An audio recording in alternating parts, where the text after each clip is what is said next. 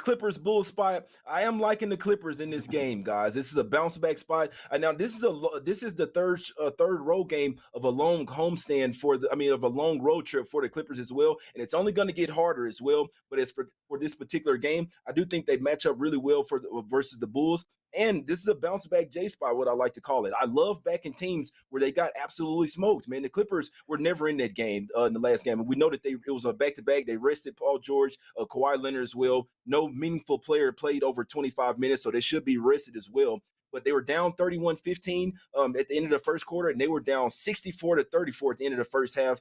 Absolute smack cities they got taken to, but I do like the Clippers today in this bounce back spot, coming off that 30-point blowout loss, starting to put things together. The Clippers are, Teddy, 5-1 straight up and 4-2 against the spread last 6 games, 4-0 against the spread last 4, playing with 1 day's rest. That's when they're resting to have Paul George and Kawhi Leonard. Obviously, historically, 11-5 against the spread last 16 in Chicago, so they've played well there. 4-1 ATS last 5 in the first quarter with Paul George and Kawhi Leonard in this one. So they're starting to get hot. They're starting to get healthy and get used to playing with each other, man. We know the Clippers were playing some bad basketball for the first half of this season, man, but they are finally starting to put it together. I do think this is a top 3 team over there in the West Coast and number 1 offensive rating last 5 games, man. This team is really starting to put it together. Bulls, numbers 22nd rated offense in the last 5 games as well. And also a rebound percentage. The Clippers have been rebounding well, 8th over in the last 5 games in rebound percentage, whereas the Bulls are 21st. So these are somewhat the same type of teams, in my opinion, but I do think the Clippers have a lot better bench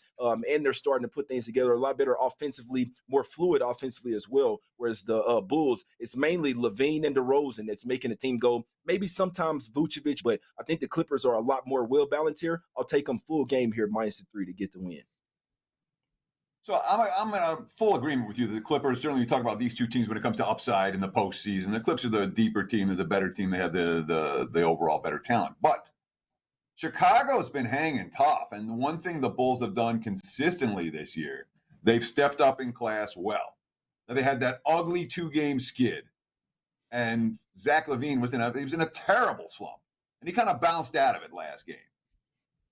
Chicago, pretty good dog this year, pretty good home dog this year. Do we worry at all about the fact that LaVine snapped out of his skid and the Bulls have been stepping up in class? It's been the weaker teams they've had more troubles with than the stronger ones.